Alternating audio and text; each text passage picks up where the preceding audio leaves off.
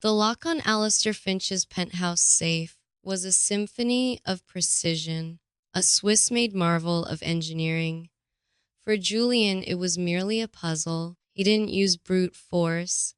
His tools were finesse and an unnerving patience. His gloved fingers danced over the dial, his ear pressed against the cold steel, listening to the delicate fall of the tumblers, like a composer listening for a perfect chord. Click, whir, click. The heavy door swung open, revealing not gold, not bonds, but a single small silver frame. Inside was not a photograph, but a child's crude drawing of a stick figure family under a lopsided sun. To the world, it was worthless. To Alistair Finch, the ruthless corporate raider, it was the last thing his daughter drew before a fever took her. It was irreplaceable, and that was Julian's specialty. He didn't steal for money. He stole for the art of the impossible, for the quiet satisfaction of taking what couldn't be taken. He left his calling card a single, black chess pawn, a knight in the empty shelf, a silent declaration of victory. For a week, Julian savored his triumph. The drawing sat on his mantelpiece, a monument to his skill. He lived in a minimalist fortress, a smart home sanitized of all personal effects except for one, a faded, sepia-toned photograph of his own mother, the only one he had. It was his single vulnerability, a secret he kept as securely as the schematics to his heists. The first sign was subtle. He came home to find the black knight he'd left at Finch's penthouse sitting on his own kitchen counter. Ice trickled down his spine. His security system was flawless. Tri-factor authentication, motion sensors, pressure plates. No alarms had been triggered. No logs showed a breach. He dismissed it.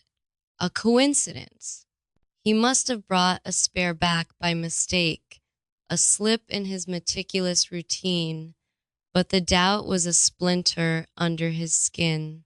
2 days later, the splinter was driven deeper. He woke up, the morning light cutting through his blinds, and his eyes fell on the mantelpiece. The photograph of his mother was still there, but it was turned to face the wall. Panic, cold and sharp, seized him. This wasn't a coincidence. This was a message, an echo. He had taken a cherished image, so someone had violated he swept his apartment, a frantic, paranoid search that yielded nothing. No forced entry, no footprints, no trace. The ghost who had entered his sanctuary was as skilled as he was. The game had begun. It was tit for tat. Julian reinforced his home. He changed the codes, added infrared cameras, even slept with a 9mm pistol on his nightstand. He became a prisoner in his own fortress. The suspense was a physical weight, a constant hum of anxiety in his chest. He'd check his reflection in dark windows, convinced he was being followed. The city, once his playground, now felt like a cage with a million unseen eyes. The next move from his adversary was crueler. Julian had a small, prized collection of antique clocks. He loved their mechanical certainty, the order in their ticking. One morning, he found every single one had been stopped, each at precisely 3:14 a.m., the time, he realized with a jolt of horror, that was on the death certificate of his mother. This was no longer about matching his crime. This was about dissecting his soul. How could they know that? It was a detail buried in sealed records, a piece of his past he never spoke of. Julian's arrogance curdled into raw fear. He was being hunted by someone who knew not just his methods, but his history. His life, once a monument to control, was spiraling into chaos. He couldn't sleep. The silence of his apartment was deafening. punctuated by phantom creaks and imagined whispers. Every shadow held a threat. Who was it? Finch? Had the old man hired a rival, another phantom of the night? He decided to fight back. He would bait the trap. He let it be known through the criminal grapevine that he was planning his next job, the Orlov diamond, on display at the City Museum. It was a lie, a piece of bait dangled in the dark. He would be waiting in his apartment, armed and ready for whoever came to investigate. For 2 nights, he sat in darkness, the cold weight of the pistol in his hand, his senses screaming, nothing. The silence stretched, thinner and thinner, until he thought it might snap. On the 3rd night, it happened. Not a sound of entry, not a flicker of the lights. It was a smell, faint but unmistakable. The scent of lavender and old paper, the exact scent of the library where his mother used to work. He froze, his heart hammering against his ribs. The scent was coming from his bedroom. Slowly, silently, he rose. Pistol raised, he crept down the hallway, every nerve fiber alight. He pushed the bedroom door open. The room was empty. The window was locked. But the scent was stronger here, and on his pillow lay a single pressed lavender stem. He had lost. He knew it. This wasn't a game of theft anymore. It was a game of ghosts, and he was being haunted. In a fit of desperate rage, he abandoned his plan. He had to face the puppet master. He drove recklessly through the city, back to the source of it all, Alistair Finch's penthouse. He bypassed the building's security with frantic, sloppy haste, a stark contrast to his usual grace. He rode the private elevator up, his mind a maelstrom of fear and fury. He burst into the penthouse. Alistair Finch was sitting in an armchair, not looking surprised at all. He was calm, a glass of amber liquid in his hand. The stolen child's drawing was back in its silver frame, sitting on a table beside him. I was wondering when you'd stop playing with the shadows and come to see me, Julian, Finch said, his voice as smooth as polished granite. Who did you hire?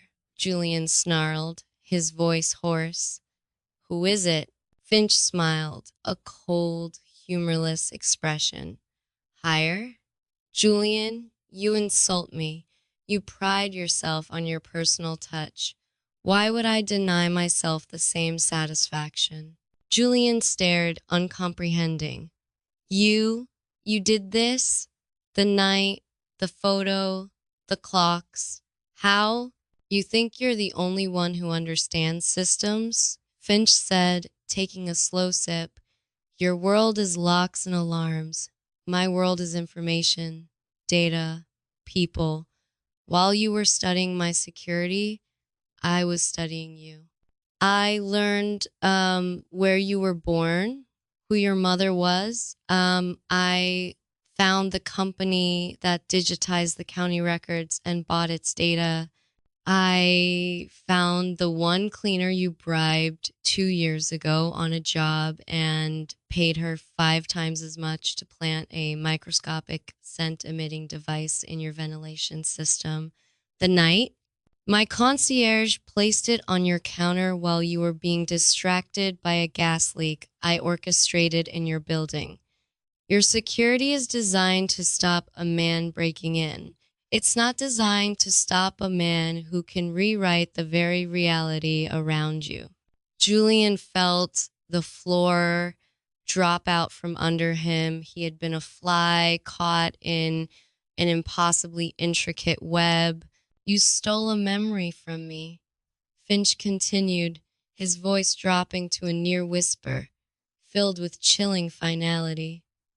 A piece of my past, a crude, worthless drawing that meant the world. So I decided to take something from you. My photograph, Julian breathed. You can have it. Finch laughed, a short, sharp bark that echoed in the vast room. The photograph? Oh no, that was just the opening move. You see, I don't want your one precious memory. I wanted to take the very thing you value most, the same thing you took from me. He gestured to a large screen on the wall.